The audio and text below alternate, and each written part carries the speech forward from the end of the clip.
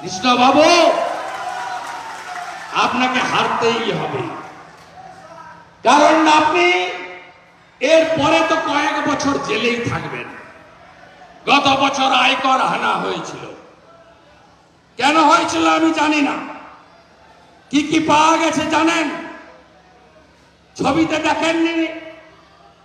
48 ঘন্টা ধরে তল্লাশি, নগদ কয়েক কোটি টাকা পাওয়া গেছে, কয়েক কেজি সোনা পাওয়া গেছে।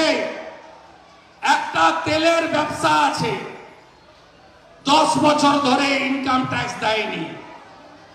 50 কোটি টাকা, 50 কোটি টাকা ইনকাম ট্যাক্স ফাঁকি দেওয়া নেতার নাম কি? কৃষ্ণ কল্যাণী। আবার কি? আপনারা শুনে রাখুন, ভোট দিলে এই এমএলএর সঙ্গে দেখা করতে তিহার জেলে যেতে হবে।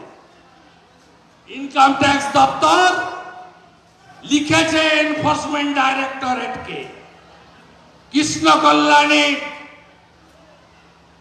কেস মানি লন্ডারিং এর কেস। সাথে সাথে আপনারা কি জানেন, মানরেগাতে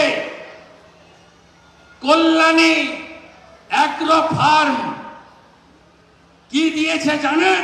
শুনবেন, 33 কোটি টাকার গাছ সাপ্লাই করেছে। আপনারা জানেন, 22 টাকার আম গাছের চারা কল্যাণী বাবু সাপ্লাই দিয়েছে 85 টাকায়।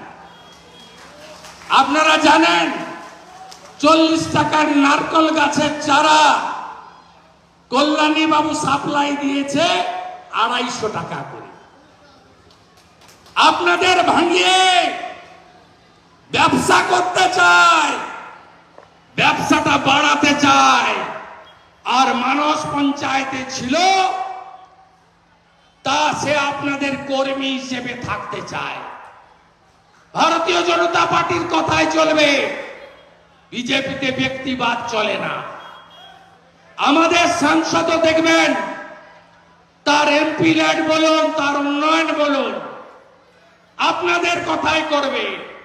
আপনারা ভূমিপুত্র চেয়েছিলেন, বিজেপির কেন্দ্রীয় নেতৃত্ব ভূমিপুত্রকে দাঁড় করিয়েছিল। মোদিজি এসেছিলেন, তাকে আপনারা দিল্লি পাঠিয়েছেন। মানস ঘোষকে জিতিয়ে ভারতীয় জনতা পার্টির হাত শক্তিশালী করুন। 2026-এর লড়াইটাকে আরো শক্তিশালী করুন। আমাদের ভিডিও ভালো লাগলে লাইক এবং শেয়ার করুন। কমেন্ট সেকশনে গিয়ে জানান আপনাদের মতামত। আরও ভিডিও পেতে আমাদের চ্যানেল সাবস্ক্রাইব করুন এবং প্রতি মুহূর্তে খবরের আপডেট পেতে প্রেস করুন বেল আইকন।